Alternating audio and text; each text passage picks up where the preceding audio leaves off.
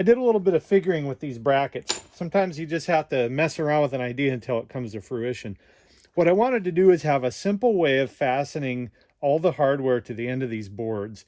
And it has to do two functions. I need the bolt that goes down and attaches to the stake pockets. And then I also need a bracket that faces this direction so that when the strap comes around, I have an anchor point. There'll be a hole drilled through here with a threaded rod, and I can tighten that strap up. I've cut these 2-inch brackets, and I'll show you how they align. So this sits on the end of the beam, and these brackets will be with the flange on the upper edge, and they'll take advantage of those 2 bolt holes. I could also mount it this way with the flange down, but it leaves less room for the threaded rod and the nut between this and the car deck. For my alignment, I'm just looking at it and sort of aligning these 3 edges. I'm using a transfer punch, and that'll pick up those centers, so when I drill the brackets behind, they'll align with the ones at the front.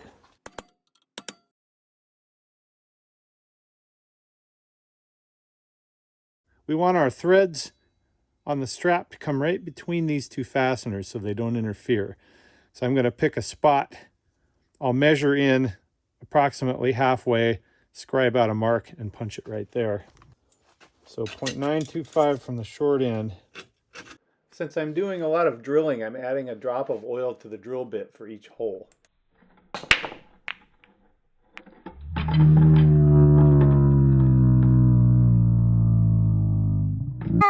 Hazmat. Thankfully, it doesn't spill quickly. Let's get back to business here. Quit screwing around. There we have it. There's our 1 hole relative to the 2 there. The fasteners should not interfere with one another. With every project comes a mistake, and I make my share of them. Initially, I was going to have these brackets come out on the bottom of the cradles like that. And I changed my mind because the angle of these bolts was the wrong angle to secure that bracket for the strap. It needed to be the other way. So at the last minute, I decided to flip them around. I need to cover my mistakes here. I found this dowel, so what I'm going to do, I'll glue up the dowel. Look for the path. Come on, glue. I'm counting on you. Everyone's waiting. Come on, glue. So we're just going to glue this up a little bit. And then kind of work it into the hole. While we're doing that, I'm going to store this bottle upside down. And I'm going to push it through until I can feel it flush with the bottom. And then just take my saw, and being careful not to scratch the wood surface, saw that off. And then I'll come along with the belt sander and sand that smooth later.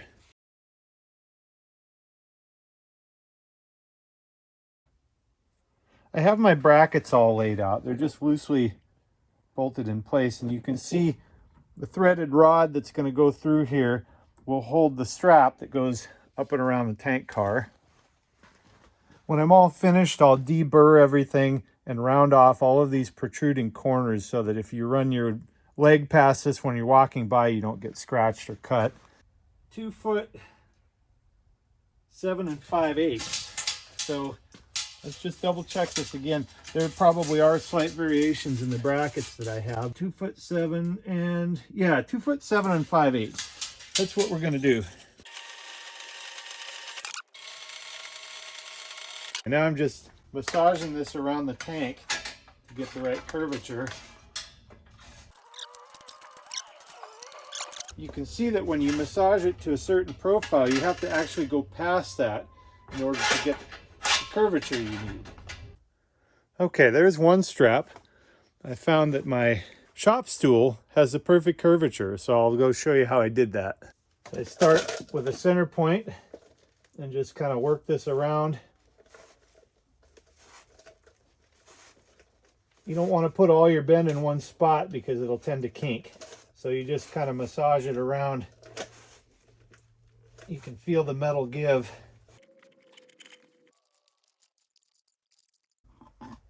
You can see how they fit Once that's welded and then we put a little tension on it, it will conform to this tank shape. Okay, we're just going to clean off the plating on the end of these bolts so we get a clean weld, because these have to function. They're not just decorative.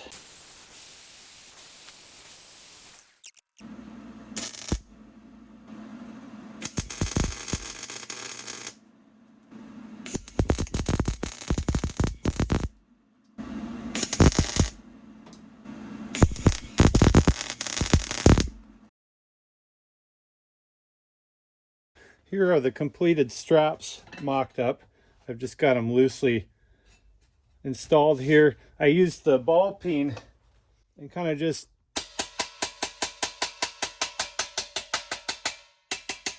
use the tank as an anvil to kind of smooth out that curve a little bit. That seems to have helped a lot. And my measurements were right on the money, so once I pull down, I'll just have a little bit of thread exposed, and it leaves me more room in case that stretches, or if this wood dries out and shrinks a little bit, I can cinch it up tighter. You're probably thinking, wow, that is a special paint job. So this is a quick rendering that I did using some simple paint software on the computer. I wanted to visualize what the different colors would look like in relation to one another and how the handrails might look. I found this decal online, so I just scaled it down to see how it would look against a white background versus an orange background. And I was happy with the results, so I went ahead with this scheme. I've given the tank a coat of orange on the inside, and on the outside, part of it will be white where the decals go, and then I'll mask it off with some good quality painter's tape right about where the ladder is, and the rest of that will be orange. So that'll help the decals stand out. Here's a preview of my paint drying rack. I painted these all outside. Thankfully it wasn't raining. They have handrails and straps. One strap is white because that'll cover the white portion of the tank car. The other is orange for the orange portion. The utility items are black, the brackets and ladders, etc. Platform and dome and the end of the car are orange. And we're doing the orange on the main tank, so I'll show you that.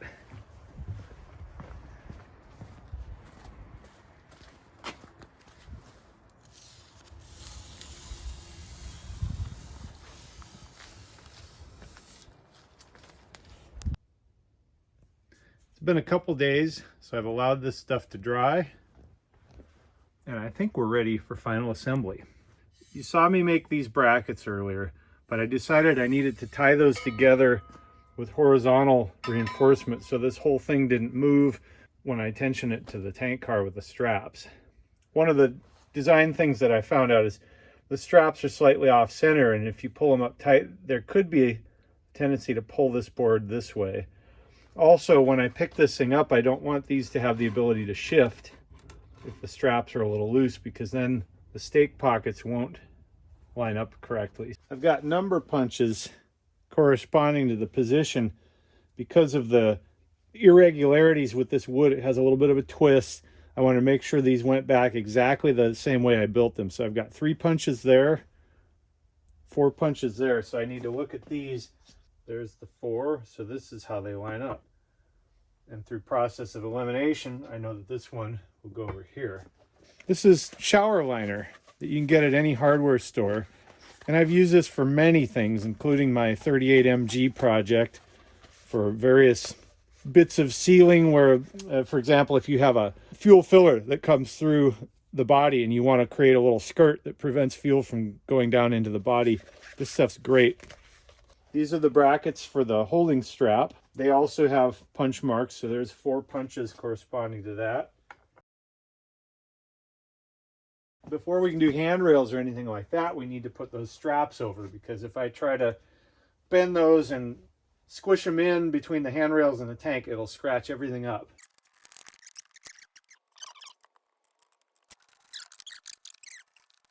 Let's cut some strips for here. We'll cut them a little bit narrower than the wood that they sit on so that they don't hang out over the top. I want to set those in place. So we're going to glue them in place. I keep my glue in a Ziploc bag.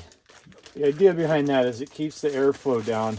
So if it sits out there for a while, it doesn't get all hardened. This is weldwood contact cement. So the way that this works is, it smells bad, so keep your doors open. You apply it to both surfaces, and then you don't put it together right away. You let it sit for about 15 minutes. Go find something else to do, set a timer. And when you come back, it'll be real tacky.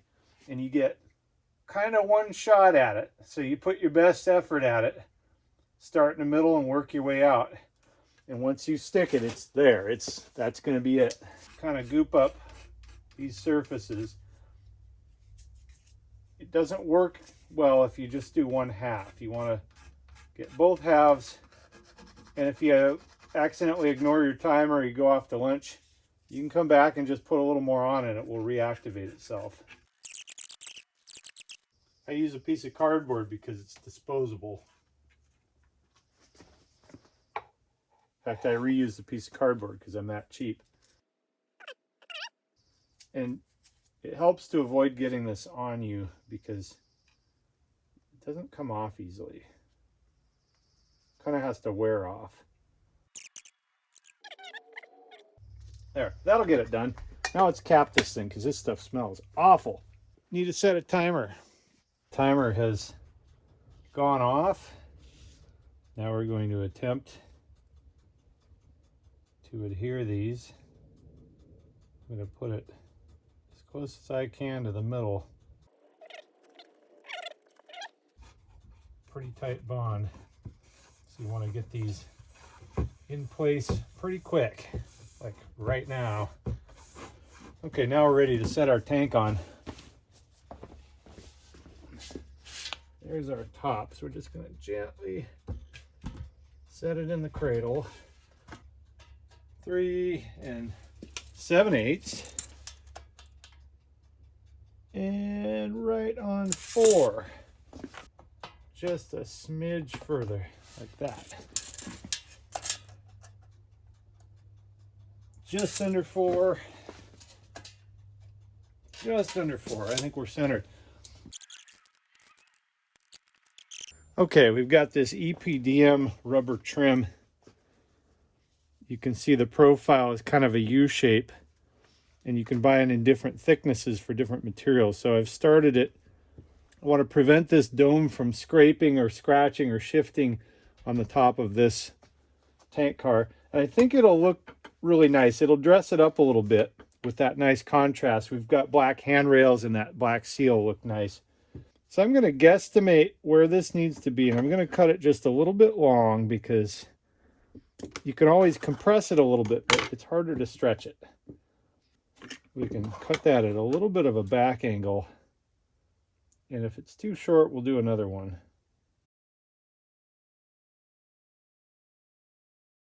All right, let's put on this next strap. I'm going to gently set it in place. So I just get one started, enough to grip. Make sure my little packing strips are in the right spot.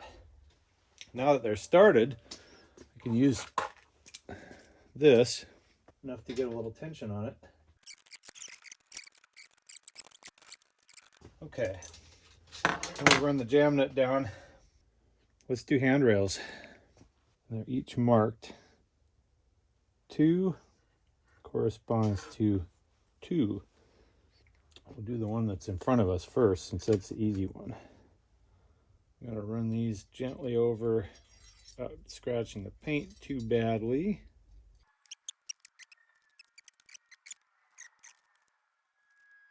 Yeah, there's our single punch that corresponds to this single punch. So that one will go there.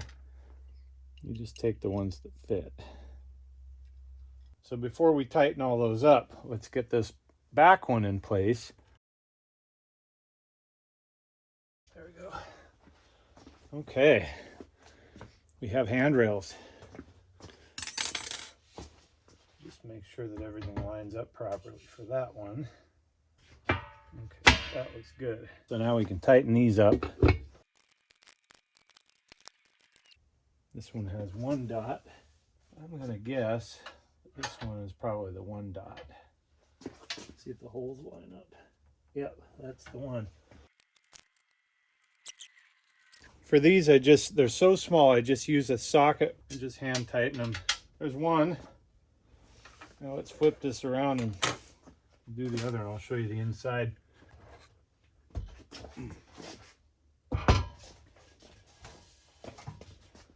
There's the inside. A little thumb screw, which is now lost. Shop gnome got it. Yeah, we had a thumb screw for it, but it's gone. We have these little shop gnomes that come in at night and they take all your stuff. They laugh diabolically and they hide it. So the answer is you make a new one. And once you make that new one, the old one comes out and you're ready to go. Then you've got two. That's how the shop gnomes work. We have found it. So that just threads in the top here, secures that in place. Final assembly of the tank car. We have our straps and hardware in place, a reinforcement piece there, ladders, dome and safety valve. Here's the removable end with the little thumb screw. I could paint that white, but it's kind of nice for it to stand out so we can find it. Here it is assembled on the flat car. Waiting for decals and it'll be all finished. I'm just going to use some 5/16 bolts to come down through here for the pockets. And then when I stack the flat cars, I'll use turnbuckles that capture the stake pockets on each, draw them up together. I've got these 5-inch long screws that come through. And my initial plan was to do a wing nut and a washer on the bottom with a lock washer, but I don't think we really need to tighten this thing down. So I'm starting to think that it might be easier to just do a washer and a little pin. I made a little mark right there. So I'm going to cross drill these for pins and we'll use that to secure them. I'm going to grind a little bit of a flat spot in there and that'll help me get the drill started.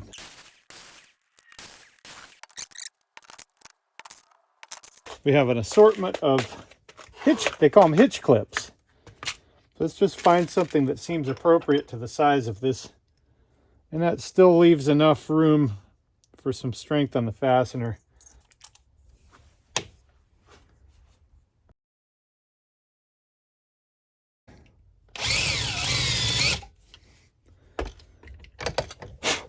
That gives a nice little taper to the hole. So it'll help guide that pin in. So there's simple arrangement. I'm partway through applying the decal to the side of the tank car, so I thought I'd explain a little bit about what I've done. I had to release this strap so that it was out of the way because it's fairly tight against here. The first thing I did is took a straight edge and found a nice reference on the decal and just drew with some pencil so I have a horizontal line. Then I picked a spot as a reference on the tank car, which is about the middle rung of the ladder.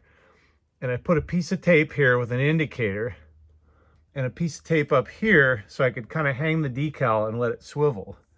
And with a level, I leveled the sign so it's clocked correctly and then taped up here and up here. I flipped this up and I peeled the backing and cut it right across about the middle and then gently laid it down in the center and worked the air out from the edges.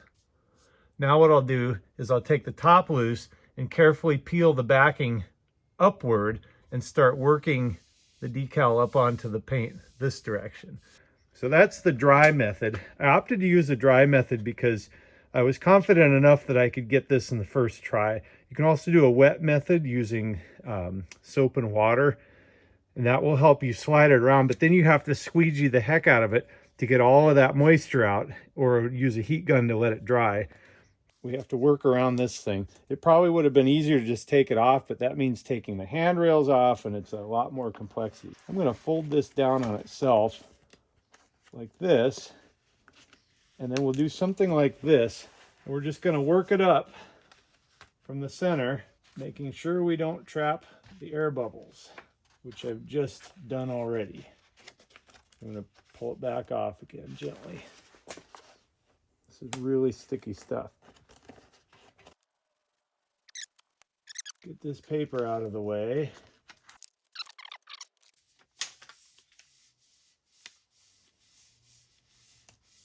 There we are. It's looking good. And we're trying our best to look for air bubbles. We're gonna gently squeegee this up. Try to get a good adhesion. We're also sort of working the decal into the surface of the paint because I didn't wet sand this paint. And so we're trying to make sure we get maximum contact. We don't want this thing to come off later on. And I think that's it. Now, we're going to peel back at a very sharp angle and try to take care not to take the decal with it.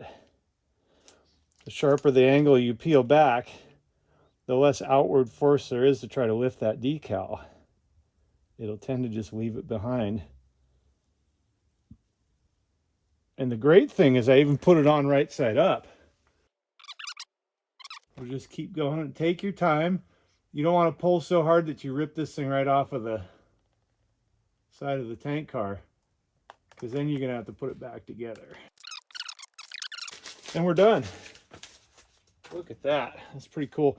Now let's put this back in place. There's Crushy. That was the mascot for Orange Crush. Some of the early ones, he had his arms holding up an orange, and it was in the shape of an O and a C for Orange Crush. And sometimes he's red, sometimes he's blue. It depends on how many colors they had available. In this case, the sign only had the black and the orange colors and the white. So that's what came out on this one. But I like the vintage look. This is just Rustoleum. I think they call it True Orange or Real Orange.